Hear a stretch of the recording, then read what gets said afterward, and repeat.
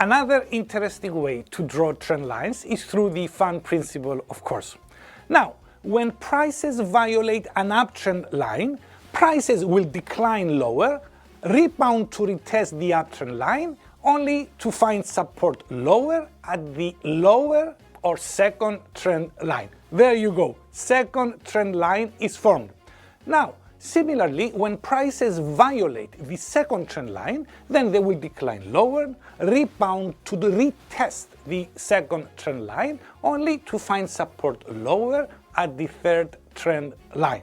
Now, the violation of the third trend line will signal the reversal to the downside. And here you know exactly what you have to do.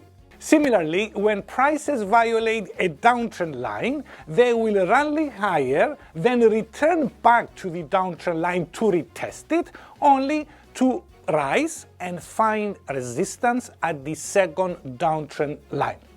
Of course, the violation of the second downtrend line will pull the prices higher, then return back to the second downtrend line to retest it, and then rise higher once more to find resistance at the third trend line, downtrend line.